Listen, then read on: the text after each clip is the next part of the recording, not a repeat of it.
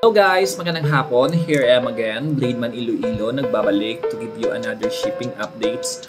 Actually, meron tayong 4 na repeated customer ha. Maraming salamat sa pagtitiwala kay Blademan Iloilo.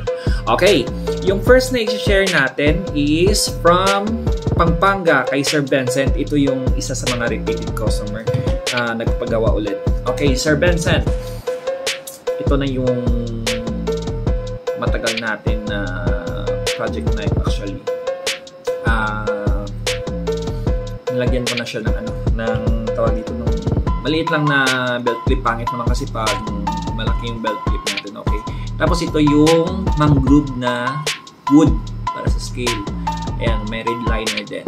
Tapos Sir Vincent pala nag-request na palagayan niya ng palayaw siguro. Ito, Sentoy sa spine ng pump. Okay? Tapos ito yung blade niya. Ayan. Actually, yung design na to is katulad to sa in-order ni Sir Justin sa Davao, Cotabato. Ayan. Sir Vincent, after nito, padala ko na sa'yo to. Okay?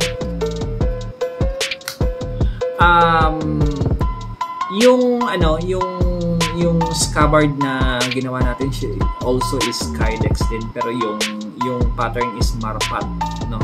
Digital na camouflage. So tawag dito Marpat. Okay? Yan. Sir Vincent, hintayin mo na lang. Okay, yung next is from Davao kay Sir Lorenzo. Isa din to sa mga repeated customers. Sir Lorenzo, ito yung pinakamaliit na in-order mo sa akin actually. Ito siya. Tadang! Okay. So yung tawag ko dito is Tactical Wakizashi. Alright. This is 19-inch blade. And then, kalimutan ko yung haba ng handle. Nasa nasa 28 overall. Okay. Yan, ito siya. Yan. Sir Lorenzo, maraming salamat ha. Ayan. Actually, may planning na project na naman kami ni Sir Lorenzo, pero syempre, hihintayin ko yung yung update niya kung anong plano. Alright? Ito. Nilagyan ko rin siya ng panel dito sa sa edge ng handle. Yung weight siguro hindi ko naman na kilo ito kung magkano yung bigat nito. Pero hindi naman masyado mabigat, hindi naman magaan. Actually request ng customer natin to na medyo lagyan daw ng weight konti kasi hindi niya gusto yung masyadong magaan. Alright, Sir Lorenzo, after nito i-ship na to sa'yo. Punta na ako ng LBC. Okay, maraming salamat, sir. Okay, next kay Sir Charles from Taytay Rizal. Actually, yung in-order ni Sir Charles sa akin is karambit. This is pure karambit.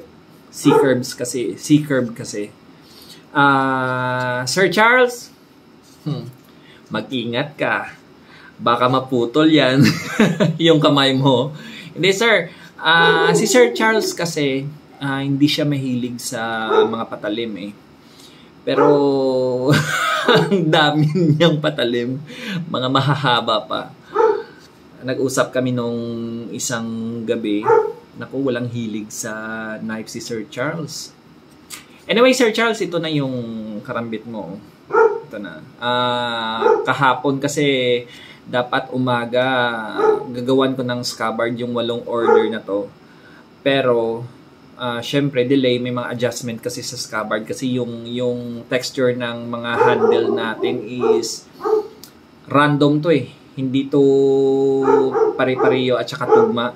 So yung fitting dito Yung sa iba, okay. Yung dito, hindi. So, syempre, mag-a-adjust ka. Syempre, nagka-cut ka ng ano. So, medyo may delay konti. So, kaninang umaga ko na siya na sharpen. Pero, after nito, isi-send ko na sa'yo to. Okay? Nakita kita dito. Sir Charles. Ito na siya. Yan. Yung pinagawa ni Sir Charles na karambit. Yan. Okay. Actually, may plano pa si Sir Charles sa akin na ewan ko kung anong design yon. Pero mag-uusap na lang tayo, Sir Charles, after dito. Okay? Isa-send ko na after this. Okay, next. Kay Sir Joseph. Actually, this is repeated customer din kay Sir Joseph Resi from Lanao del Norte. Sorry. Lanao del Norte. Kay Sir Resi, yung first na in-order niya sa akin, natagal na yun, mga last year, mga January siguro last year. So, in-order niya sa akin yung on-hand ko na Bowie Tactical. So, nag-order siya ulit sa akin. So, sabi niya, Sir, nang papili ng mga bagong drawing mo, tingnan ko kung meron kang bushcraft na drop point. So, pinapili ko. So, ayun, may nagustuhan. So, ginawa ko. Pinagawa niya. Okay, ito siya. Sir Joseph Resi, ito na yung bagong laruan mo. Papadala ko na sa iyo to after this. Okay? Ito. Yan. Very, very simple drop point. Yung wood na ginamit natin dito is thick wood na semi-burl. Parang dumi niya tingnan, pero sa kulay talaga ng wood dito eh. So, ninagyan ko rin ng red liner. Yan. Okay? Sir Resi, maraming salamat. Ingat ka dyan lagi. Okay, next kay Sir Frederick Arcio. Actually, si Sir Frederick Arcio, taga dito lang yan sa amin sa Iloilo City. So, yung knife niya ihatid ko lang sa kanya. At saka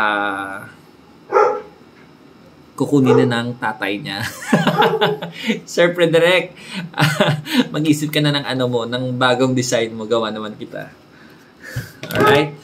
Ito yon kay Sir Frederick Arceo from Iloilo City. Sir, actually, yung scabbard na ginawa ko, very simple. Black yung dito, pero yung kabila is dark brown. Okay? So, syempre, naka-belt clip din. Tapos, naka-red liner din siya. Yan. Okay. Actually, yung design ni Sir Frederick, pangalawang design na to, katulad sa in-order sa akin ni Sir Bayani, yung maliit na botak cobra. Yan. So, may mga konting difference lang sa mga details, sa mga detalye. So, ito na siya. Yan. Very, very simple drop point din na bushcraft. Actually, bushcraft din to. Okay? Yung mga sawdust ng Kydex, mga andyan pa. Okay? Sir Frederick, nakita mo naman yung test cut nito, di ba? So, hatid ko na to mamaya after this. Okay? Maraming salamat. Okay, next! Kay Sir Michael Xiao from Cebu City. Okay, ito siya. Sir Mike, ito na yung pinagawa mo sa akin na dagger, tapos pinalagyan mo ng ring. Okay? So, hope you like it. Yan.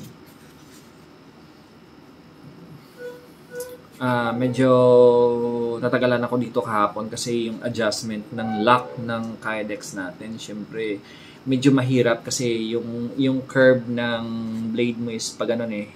Yan. So, kung hindi mo babawasan dito, maglalak yan. So, mahirap bunutin. Okay, tapos yung mga clip dito sa walong knife natin is ambidextrous yan. Pwede vertical, pwede horizontal. Okay? So, kahit transfer mo siya dito, tugma yun. Tapos ito siya. Yan. Very, very simple dagger. Yan.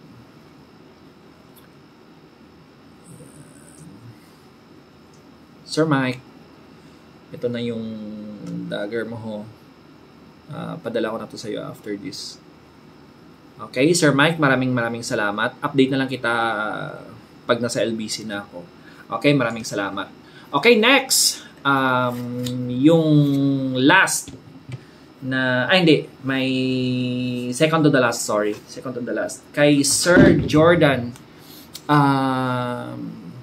from Batangas. Okay? Sir Jordan, ito na yung Nismok actually. Si Sir Jordan may sinend sa akin na si Sir Jordan may sinend sa akin na picture na gusto niyang knife na sundin. So sinunod ko, pero sir, sabi ko, hindi natin makukuha yan na detailed na tugma na katulad talaga. Sabi ko, so may mga differences talaga yan. Kasi syempre handcrafted tayo, so hindi tayo machine, okay? So ito yung kalabasan ng in-order niya sa akin, yung ginawa ko. Yan. So ito siya. Yan. A blade name Nismok. Okay? Actually, yung blade na to, all around to eh. Pwede pang hiwa sa mga matitigas, tapos outdoor. Actually, yung design na to is matalas to. Pwede mo tong gawing lagare. Okay? Yan, matalas siya. Siguro yung kapal nito is mga 0.5 centimeter. Okay? Tapos may OD green liner. Okay, yung wood na ginamit natin dito is thick wood also. Yung thick wood kasi pag nalagyan mo ng linseed oil parang madumi na siya tingnan. Pero kung sa personal mo tingnan, okay naman siya. Yan. Tapos naka-screw na. Alright. Sir Jordan, nakita mo naman yung test cut natin dito kanina. So hope you like it. Okay, update kita after this pag nasa LBC na ako. Okay, maraming salamat. Okay, yung last na i-share ko is from Pasig City. Okay, kay Sir Gaspar. Sir Gaspar, naghihintay ako ng reply mo. Okay. Ito, kay Sir Gaspar. Actually, nagpagawa siya sa akin ng kokre. Actually, yung kokre, gawang Nepal yan eh. So, yung mga kokre na ginagawa ko is may mga binabago ako na na detalye. Okay, ito siya.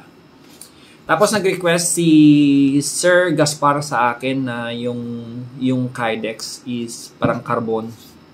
Okay, so ito siya. Tapos yung clip natin is ambidextrous dito. Alright? Medyo makapal siya. Yan. Sa kukri kasi sa akin depende sa inyo 'yun. Sa akin kasi gusto ko yung may weight talaga eh. Kasi pag magaang, syempre pag meron kang tatabasin, mag-e-effort ka talaga ng power kumbaga. Pero dito, hindi naman masyadong mabigat. Tama-tama lang. At least kahit na konting move lang yung weight talaga ng kokre pa ganun eh. So ito siya. Yan. Sir Gasparo, sana magustuhan mo to. Maraming salamat sa inyo. Yan. Mga customer ko na to, mga madaling kausapin. Pag gusto talaga. Yan. Kaya maraming salamat sa inyong lahat. Yan. Tapos Sir Gaspar, yung natin, yung wood na ginamit natin dito is pure black hamagong to. Okay, so hindi na ako naglagay ng liner kasi parang over na siya para sa mukha niya. So binabalance lang natin. Huwag masyadong mabutingking. Okay? Yan. So nasend ko na rin sa iyo yung tawag to, yung test cut natin kanina. Yan. Yun lang po. Sa mga updates natin for shipping, no? After this, punta na ako ng LBC, din papadala na natin. So anyway, maraming salamat sa pagtitiwala kay Blademan Iloilo, no? Sana nagustuhan yung mga video ko.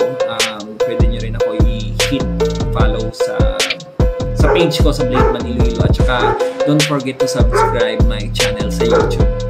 Wala naman tayong kikitain dito, pero at least may share lang tayo na mga gawa ni Labumba Creation, yung kay Blademan Iloilo. Okay, maraming salamat. This is Blademan Iloilo again. God bless po sa inyo. Salamat.